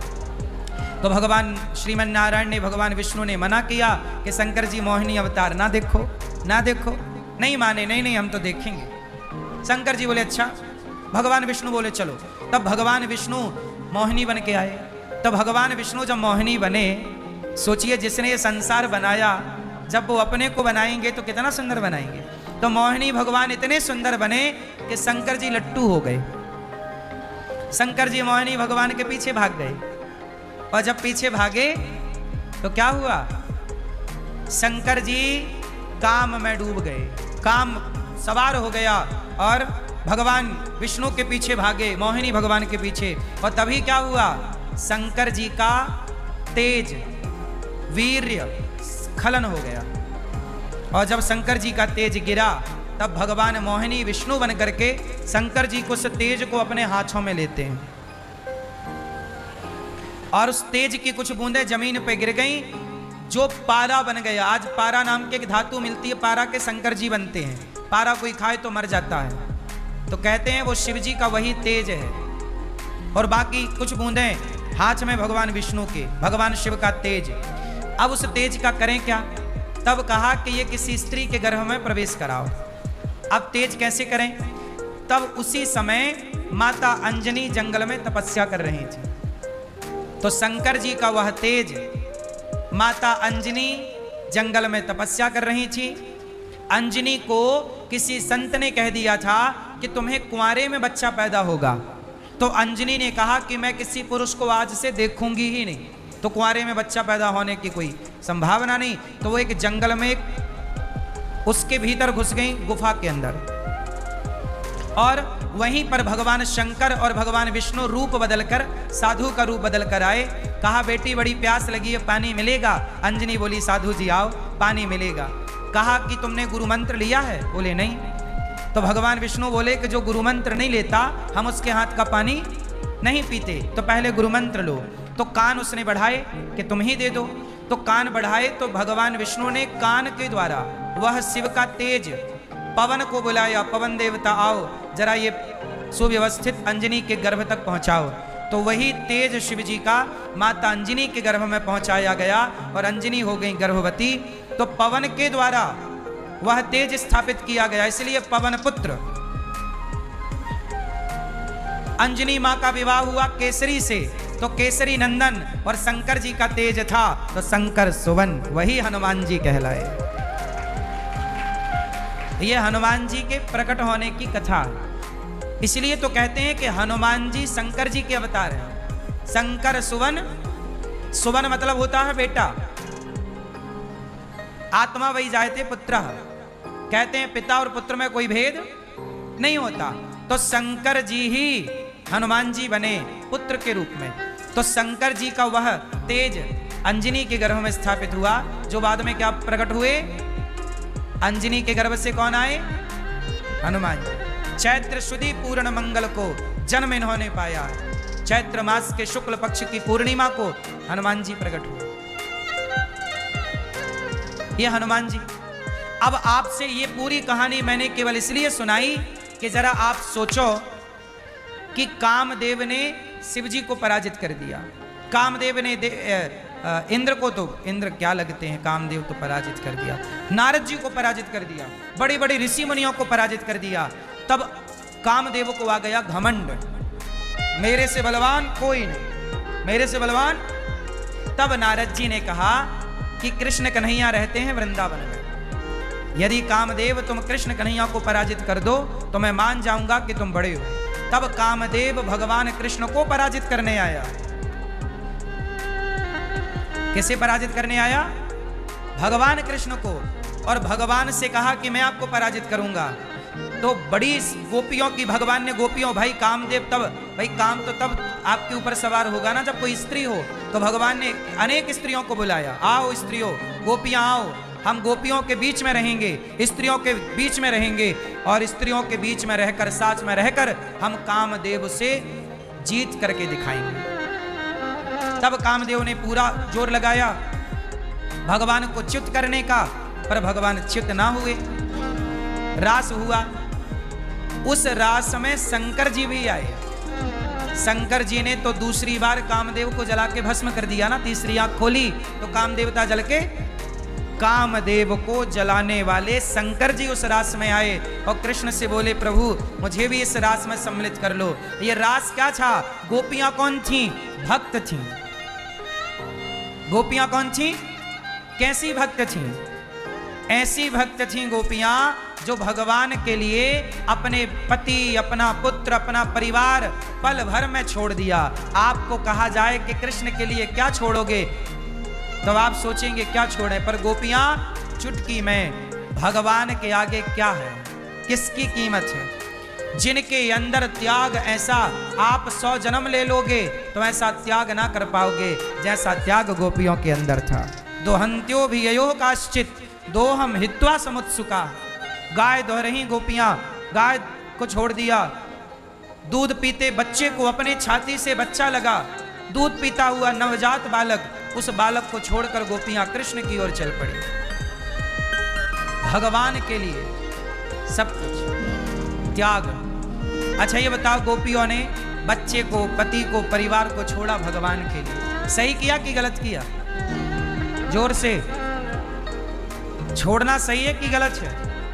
मैया आप ना भी छोड़ना चाहो तो भी ये सब छूट ही जाना है। छोड़ना कौन चाहता है, पर छूटता है कि नहीं सबका। हम भी छोड़ना नहीं चाहते पर छूटेगा, आप भी छोड़ना नहीं चाहते पर एक दिन ये शरीर भी छूटेगा। बेटा बेटी तो छूटेंगे, पैसा दौलत तो छूटेगी, और तो छोड़ो ये शरीर तक छूटेगा अपना। बोलो हाँ कि ना? तो जब एक दिन छूटना ही है मरने के बाद, तो जीते जी भगवान मिल रहे हो सब छोड़ने से, तो प्रभु को पा लेना समझदारी है। हम ये नहीं कहते कि आप लोग छोड़ दो, हम ये नहीं कहते कि आप छोड़ दो, आप छोड़ भी नहीं सकते और छोड़ना भी नहीं चाहिए, पर कैसे छोड़ने का मतलब क्या है? गोपियां उस रास में जब आई तो शरीर से नहीं आई, शरीर तो उनका घर पे ही था। कौन सा शरीर आया? सूक्ष्म शरीर। अच्छा ये बताओ, आप लोग जब सोते हो तो आपका ये शरीर सोता रहता है, पर आपका एक और शरीर है जो सपना देखने चला जाता। बोलो हाँ, कि ना? सपना तो देखा ही होगा। कभी आप सपने में वृंदावन आते हो, कभी आप सपने में हरिद्वार जाते हो, कभी सपने में रिश्तेदारों के यहाँ। तो जब आप बिस्तर पर सोए थे तो एक शरीर तो सोया बिस्तर में, पर एक शरीर वो भी था जो सपना देख रहा था। वो किसका शरीर था? आपका ही तो था। और आपको याद भी रहता कि आज हमने ये देखा। तो गोपियां जब भगवान के रास में सम्मिलित हुई तो उनका स्थूल ये शरीर तो वही था, पर जो उनका सूक्ष्म शरीर जिससे सपना देखा जाता है वो शरीर आया और उस शरीर के संग रास रचाया गया। ये शरीर था ही नहीं। अब ये बताओ, उस शरीर के संग इसलिए छोड़ना है तो तन से कुछ ना छोड़ना, मन से छोड़ना सब कुछ। बेटा बेटी परिवार पैसा किससे छोड़ना? मन से। आप लोग शरीर से छोड़ने की बात समझते हो। जब हम कहते हैं छोड़ो तो तन से नहीं छोड़ना, परिवार के संग रहना पड़ेगा। बेटा दिया परमात्मा ने तो उसको पढ़ा लिखा के योग्य बनाना हर माँ बाप का फर्ज है। तो छोड़ो मत। शरीर से तो पुत्र का धर्म निभाओ, पिता का धर्म निभाओ, पत्नी का धर्म निभाओ, माँ का धर्म निभाओ, पर मन सदा भगवान में। छोड़ना है तो मन से। अच्छा ये बताओ, मन से छोड़ना और तन से छोड़ना। चलो ध्यान दो, यहां सब लोग यहां ध्यान दो शांति से। मैंने इसे किससे पकड़ा है? जोर से। तन से, शरीर से। मैंने इस पुष्प को किससे पकड़ा? शरीर से। अब मैंने इसे छोड़ दिया, पर छोड़ देने के बाद अब मैं क्या? अरे मेरा गुलाब कहाँ चला गया, मेरा गुलाब कहाँ चला गया, मेरा गुलाब भैया, मेरा गुलाब चला गया। इसका मतलब यह हुआ कि आपने तन से तो छोड़ दिया, पर मन से तो रो उसी के लिए रहे हो। जबकि होना क्या चाहिए कि आप तन से पकड़े भी रहो, पर मन तनिक भी इस तरफ ना जाए, मन सदा भगवान में लगा रहे। ये त्याग है। जैसे आप कहते हो, एक आदमी मेरे पास आया, बोले गुरुजी मैंने अपनी पत्नी परिवार सब छोड़ दिया, अब मैं आपके पास आया हूं, भजन करूंगा। हमने कहा अच्छे आ गए, करो भजन। अब वो मैंने बोला बोलो श्रीमन नारायण। तो बोला गुरुजी ये बता हमारी पत्नी को हमारी याद नहीं आती होगी? फिर हमने कहा अब बोलो श्रीमन नारायण। बोला गुरुजी हमारे बच्चे बहुत छोटे छोटे हैं। अब ये बताओ ये क्या बोल रहा है कि मैंने सब छोड़ दिया, पर बात किसकी कर रहा है? उसी की जिसको छोड़ा है। अब बताओ इसने छोड़ा कि नहीं छोड़ा? इसने तन से तो छोड़ दिया, छोड़ छाड़ के आ गया वृंदावन, पर मन से रत्ती भर नहीं छूटा। और जबकि छोड़ना किसका नाम है? तन के छोड़ने से कुछ ना होगा, मन के छोड़ने से सब होगा। इसलिए रहो सबके बीच में, रहो सबके साथ, पर पकड़ के नहीं, छोड़ के रहो। समझ में आई? तो गोपियां अपने शरीर से नहीं गई रास में, अपने उस शरीर से गई जिसे सूक्ष्म शरीर कहते हैं। एक स्थूल शरीर होता है, एक सूक्ष्म शरीर होता है, एक कारण शरीर होता है। बोलो हाँ। तो गोपियां कौन है? भक्त। मैं कब गोपी बनूंगा? मेरे भीतर गोपियों की तरह भक्ति कब आएगी? गोपियों की तरह त्याग कब आएगा? गोपियों की तरह प्रेम कब जागेगा? अरे गोपी बनना इतना भी तो सरल नहीं है ना मेरी माँ। आपने मीरा के बारे में सुना होगा। बोलो हाँ। मीरा और गोपी, मीरा को 1 नंबर दिया जाएगा और गोपियों को 99 नंबर दिए जाएंगे। जबकि मीरा जैसा त्याग हम लोग तो मीरा जैसा त्याग नहीं कर सकते, हम लोग तो मीरा जैसी भक्ति नहीं कर सकते। हाँ या ना? तो हम तो मीरा की श्रेणी में अभी नहीं पहुंचे, तो गोपियों की श्रेणी में पहुंचना तो। अब आप गोपियों की श्रेणी की बात तो करते नहीं, आप कहते हैं कि भगवान ने रास रचाए। किनके संग रचाए? गोपियों के संग। आप क्या उन गोपियों के बारे में जानते हो? वो गोपियां कौन हैं? जब राम त्रेता में वनवास गए तो बहुत सारे साधु संत बोले कि राम जी हमारी कुटिया पे पांव रख दीजिए। राम जी बोले देखो सबके यहाँ जाना तो संभव नहीं है, कुछ कुछ जगह गए तो जिनके यहाँ गए वो तो खुश हो गए, पर जिनके यहाँ नहीं गए वो उदास हो गए कि प्रभु हमने आपकी इतनी भक्ति की, आपने हमें दर्शन नहीं दिया। सबको दर्शन देना भी तो संभव नहीं था ना। सबकी कामनाएं थी कि आप हमारे पास आओ, हम अपनी गोद में आपको बिठाएंगे, आपको लाड़ लड़ाएंगे, आपको प्यार करेंगे। तो भगवान बोले कि देखो अभी मैं मर्यादा पुरुषोत्तम हूं, अगले जन्म में कृष्ण कन्हैया बन के आऊंगा, और साधु संतो आप मेरी गोपियां बनकर आना, मैं आपकी गोद में बैठकर मक्खन भी खाऊंगा, रास भी रचाऊंगा, और आपके इस जन्म की कामना अगले जन्म में पूरा करूंगा। वो साधु संत ही गोपी बनकर प्रकट हुए, जिनके संग भगवान मिल रहे हैं। मिलना जैसे हम आपके साथ मिलते हैं, जैसे आपके साथ हम मिलते हैं। एक मैया मेरे से बोली, गुरुजी हमें आपसे मिलना है। हमने कहा मैया आप तो मिल ही रही हो, बताओ। बोले ऐसे नहीं, हमें आपके गले लगना है। अब ये बताओ कि कोई माँ मेरे गले लगना चाहे तो क्या मेरे और उस माँ के गले लगने में कोई दोष है? बोलो, कोई विकार है? जोर से। अरे सामान्य हमारी माताएं ये सोच के आती हैं कि हम इस बेटे के गले लगेंगे। ऐसे भक्त भी जब भक्ति करता है तो भक्त के अंदर भी तमाम भाव पैदा होता कि हम भगवान के गले लगेंगे, भगवान को अपनी गोद में बिठाएंगे, भगवान को लाड़ लड़ाएंगे, भगवान को प्यार करेंगे। तो वो प्यार तब तो संभव नहीं था जब राम बन के आए, लेकिन जब कृष्ण बनकर आए तो वह साधु संतों को वह प्यार लुटाया भगवान ने जो वो अधिकारी थे। तब वही गोपियां बन करके आए। तब वो साधु संत क्या बने? जोर से। गोपी और भगवान उनके संग क्या रचाए? रास। तो रास का मतलब है जीवात्मा और परमात्मा का मिलन। रास क्या हुआ था? जीवात्मा और परमात्मा का मिलन था, ना कि कोई कैरेक्टर ढीला, ना कि कोई कैरेक्टर ढीला। भगवान भगवान है साहब। शंकर जी भी उस रास में आए तो क्या वो कैरेक्टर ढीला की लीला थी तो शंकर जी क्यों आए थे? इसलिए अपने भगवान को ही हम मजाक का पात्र बनाते हैं ये कह के कि तुम रासलीला, हम कैरेक्टर ढीला, ये तुम करो तो रासलीला हम। ये सब सेंटेंस बॉलीवुड ने षड्यंत्र के तहत जवान लड़का लड़कियों के दिमाग में घुसा दिए। अब जैसे दूसरी बात, एक लड़की मेरे से बोली, गुरुजी मैं एक लड़के से प्यार करती हूं और मेरी माँ कहती है कि तुम शादी इससे कर लो। तो महाराज जी ये बताओ, मैं शादी कर लूं माँ जिससे कहती है और शादी करने के बाद भी मैं उस लड़के से प्रेम करती रहूं तो गलत है? बताओ आप लोग, सही है कि गलत है? हैं? मैंने कहा गलत है।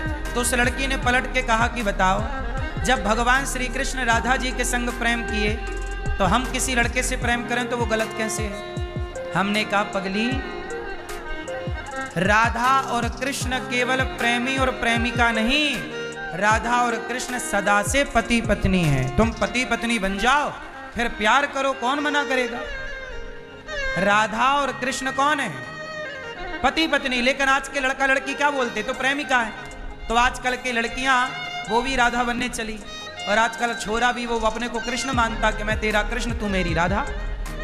और वो काम क्या कर रहे हैं? लिव इन में रह के गलत काम कर रहे हैं। और नाम किसका ले रहे हैं? भगवान का। भगवान का नाम ले लेके बचना चाहते हैं, लेकिन तुम काम तो वैश्याओं का कर रहे हो और बात कृष्ण की कर रहे हो। हाँ या ना? आज के लड़का लड़की यही तो कहते हैं कि तुम हमारी राधा, हम तुम्हारे कृष्ण। वो राधा कृष्ण को अलग दिशा पे ले गए। राधा और कृष्ण कौन है? राधा सृष्टि का आधार है, जगत जननी है, सबकी माता है। राधा परम तत्व है। राधा वो हैं जिनकी आराधना कृष्ण भी करते हैं। राधा सीता और लक्ष्मी, ये तनिक भी अंतर नहीं। त्रेता में राधा सीता बन गई और नारायण राम बन गए। वही द्वापर में कृष्ण बने और लक्ष्मी जी जो चरण दबा रही थी वो राधा बन गई। अब आप कहोगे कि राधा यदि लक्ष्मी है तो रुक्मणी जी कौन है? तो सुनो, रुक्मणी जी कौन है ये भी सुन लो।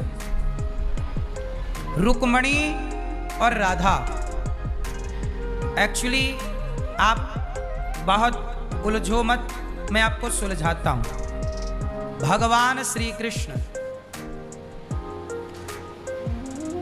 उनसे बहुत लोग प्रेम करते हैं, बहुत सारी स्त्रियां पति रूप में चाहती हैं। जैसे यमुना सूर्य भगवान की बेटी है, पर कृष्ण को पति रूप में चाहती हैं, इसलिए यमुना जी से भी भगवान का विवाह हुआ। पृथ्वी भगवान को पति रूप में चाहती हैं, इसलिए पृथ्वी से भी विवाह हुआ, जो कि सत्यभामा है। राधा तो परम शक्ति है ही। अब ये बात आ गई कि रुक्मणी जी कौन है, तो सुनो इसकी एक कथा। राधा जी जब श्री कृष्ण भगवान 10.5 साल में वृंदावन से चले गए, कहां चले गए? मथुरा गए, फिर मथुरा से द्वारिका गए।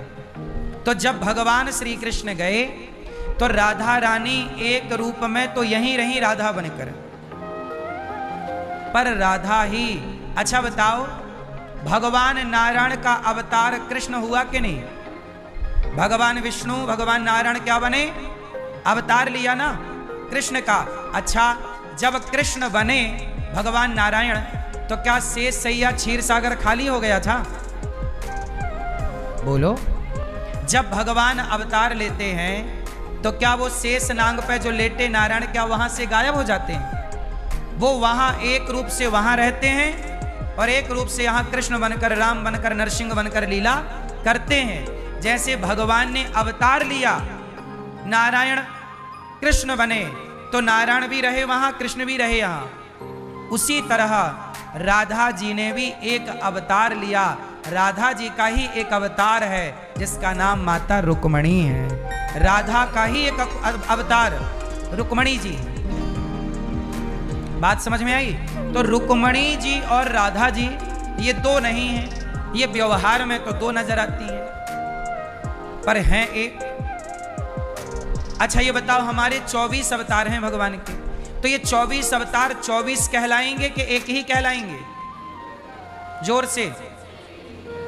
व्यवहार में तो 24 हैं, पर तत्व की दृष्टि में तो बोलो हाँ, व्यवहार 24 का है पर तत्व की दृष्टि एक है। उसी तरह राधा और रुक्मणी व्यवहार में दो हैं पर तत्व की दृष्टि में दोनों एक तत्व हैं। गिरा अर्थ जल बीच सम कहियत भिन्न न भिन्न। अब और बात बताऊं गहरी, तो सुनो। अच्छा ये बताओ,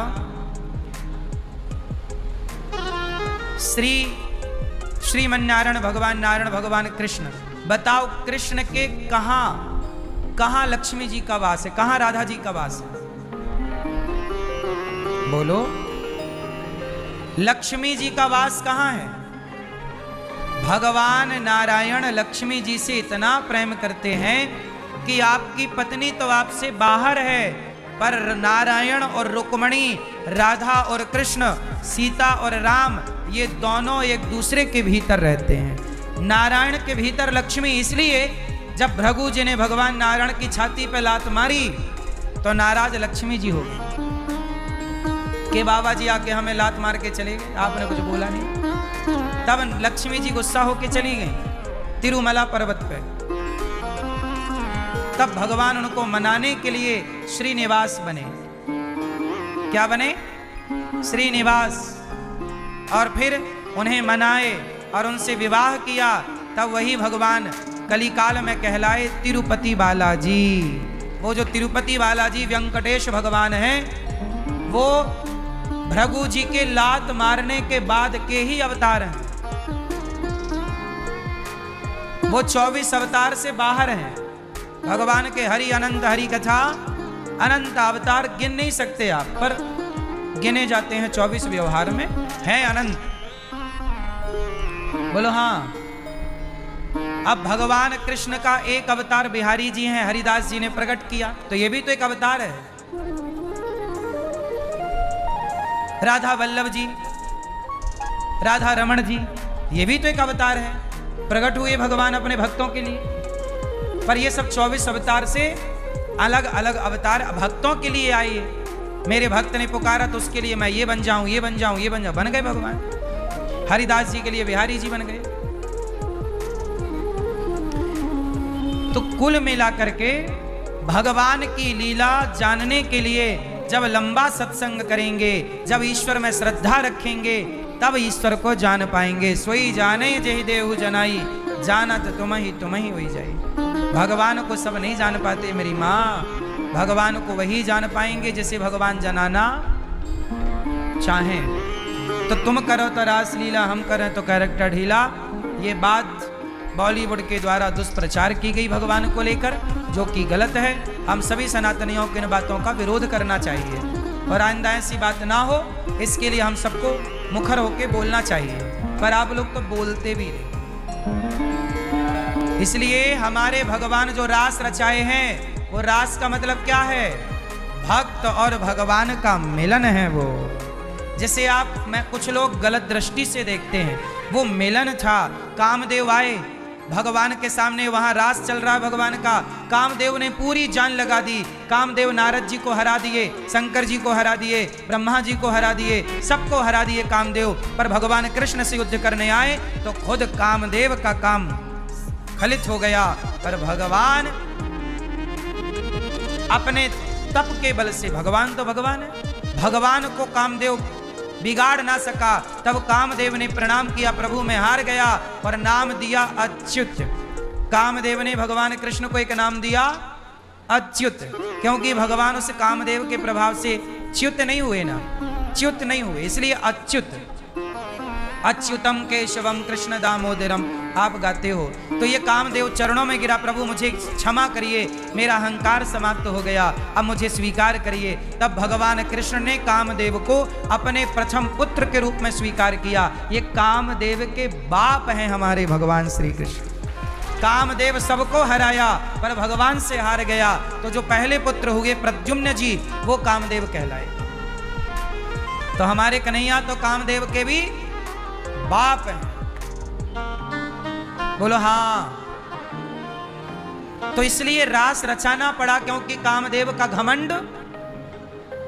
घमंड तोड़ना था, इसलिए रास हुआ। लेकिन अब ये रास की कथा, जब तक कोई व्यक्ति भक्त ना हो, प्रेमी ना हो, अब कोई गलत व्यक्ति ये कथाएं सुने तो वो तो भगवान पे उंगली खड़ी कर देगा। जब तक पूरा ज्ञान ना होगा तो उंगली खड़ी होंगी।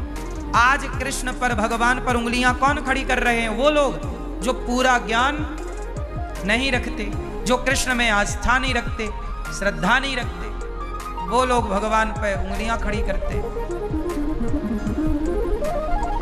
अब कुछ लोग कहते हैं कि कृष्ण हमारे हैं, चलो भैया तुम्हारे हैं। भगवान तो वैसे सबके, पर कुछ लोग कहते तो हमारे हैं, चलो भैया तुम्हारे हैं। जब कृष्ण तुम्हारे हैं तो कृष्ण की कही बातें गीता की आप मानने को क्यों तैयार नहीं हो? कृष्ण तुम्हारे हैं तो मानो। हम तो मानते हैं उन बातों को, हम तो नहीं कहते कि न कृष्ण ने जो कहा वो गलत है। आप बताइए, भारत में बहुत सारे लोग कहते हैं कि हम वर्ण व्यवस्था नहीं मानते। भारत में बहुत लोग कहते हैं कि हम वर्ण व्यवस्था, जोर से नहीं। अच्छा ये बताओ, श्री कृष्ण ने वर्ण व्यवस्था मानी कि नहीं मानी? चातुर्वर्ण्यम मया सृष्टम, ये गीता में भगवान ने कहा कि नहीं? जब आप कृष्ण को मानते हैं तो कृष्ण की व्यवस्था को मानने से इनकार क्यों करते हैं? ये व्यवस्था है हमारे यहाँ। जो वर्ण व्यवस्था है ये केवल व्यवस्था है, ना कि कोई ऊंच नीच है, ना कि कोई छुआछूत है। हमारे यहाँ जातियां छुआछूत के लिए नहीं बनाई गई, व्यवस्था के लिए बनाई गई। हाँ, कुछ लोग कहते हैं कृष्ण हमारे, पर कृष्ण की वो बात नहीं मानते। बोलो हाँ।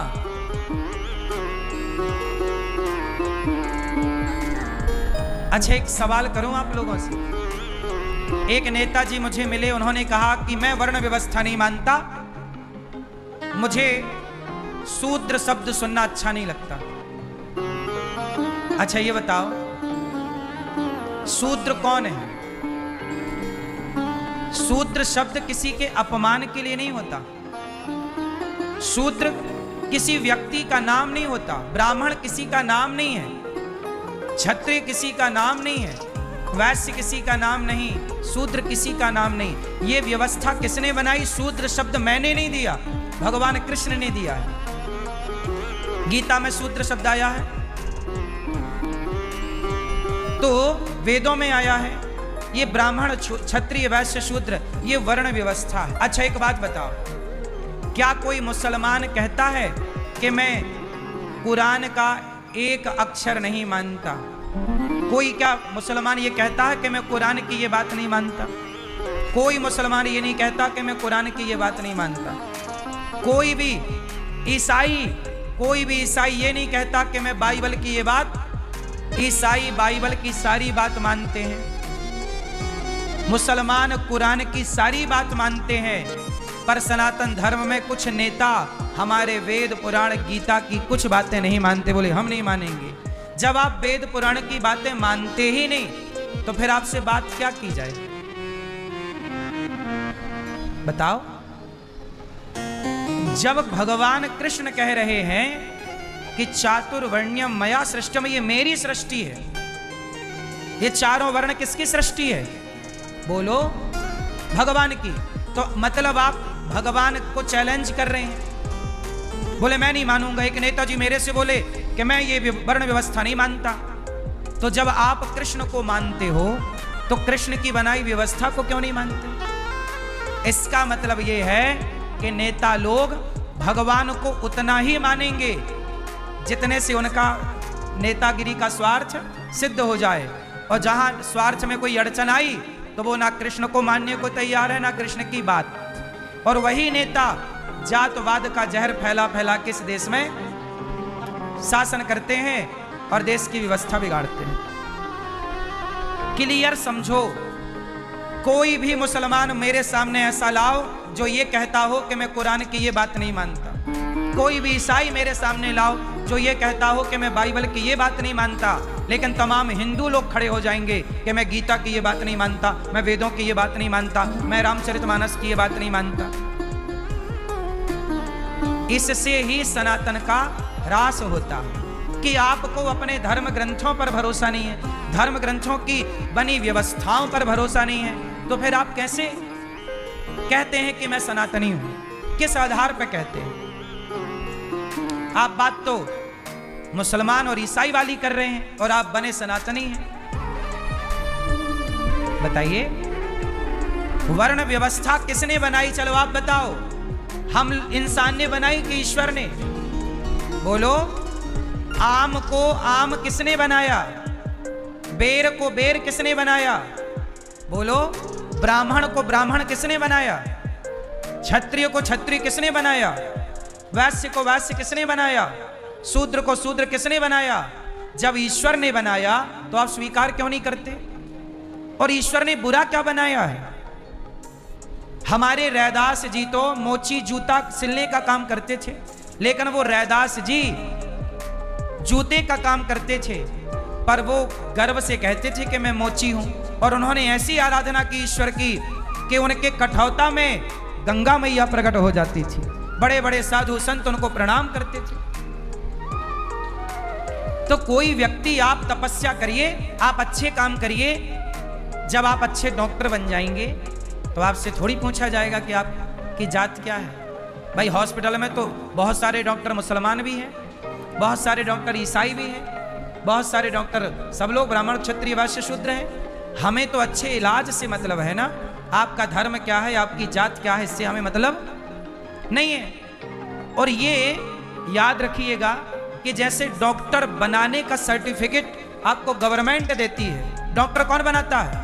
सरकार बनाती है। ऐसे ब्राह्मण क्षत्रिय वैश्य शूद्र किसी व्यक्ति ने नहीं बनाया, ये सर्टिफिकेट सबको भगवान ने देकर के भेजा है। तो जब ईश्वर ने सर्टिफिकेट दिया है तो आप उस व्यवस्था को मानने को क्यों तैयार नहीं? हाँ या ना? आप जहां हैं, जो हैं, वो आपको ईश्वर ने बनाया है। इसलिए जहां है वहां रहकर ईश्वर की आराधना की जाए।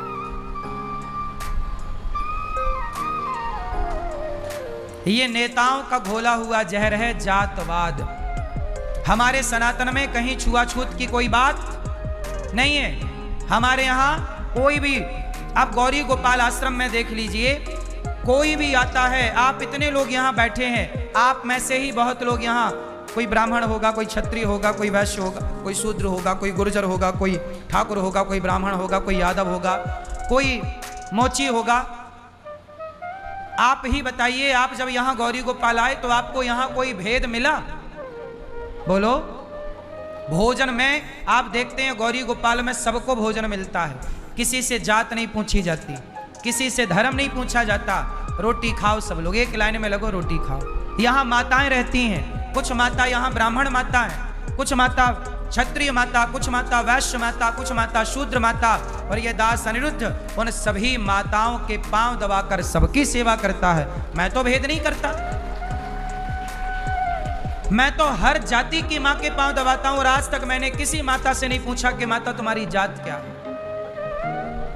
हर मां के मैंने पांव दबाए, आज भी दबाता हूं। बताइए, यहां बहुत सारी माताएं हैं, हर जाति की हैं या नहीं? और मैं सबके पांव दबाता हूं, सबके साथ एक सा व्यवहार करता हूं, सबकी व्यवस्था एक सी है। एसी लगी है तो सबके कमरों में है, लगी है, बिस्तर है तो सबके पास है, अलमारी है तो सबके पास है। जब हम भेद नहीं कर, सोचिए ये दास अनिरुद्ध जब अपनी माताओं से भेद नहीं करता तो क्या परमात्मा ने तुम्हें बना के कुछ भेद किया होगा क्या? ईश्वर की दृष्टि में तो तुम सब एक हो, पर एक होकर भी व्यवस्था बनाने के लिए बनाई। अब कह रहे हो आप कि हम ईश्वर की ये बात नहीं मानेंगे, तो नहीं मानो भैया। अब जो ईश्वर की ही बात ना माने, उससे क्या हम मुंह पच्ची करें, माथा पच्ची करें, दिमाग लगाएं? बोलो हाँ। बात तो उससे होगी ना जो शास्त्रों की बात माने। अब गीता की बात हम आपसे करने बैठे और आप कहो हम गीता ही नहीं मानते, तो फिर हम आपसे गीता की कौन सी बात करें, ये बताओ भाई। गीता की बात तो करने के लिए आपको पहले गीता माननी होगी ना। वेदों की बात करने के लिए पहले वेदों को मानना होगा ना। जब आप मानेंगे नहीं तो फिर क्या बात करें आपसे।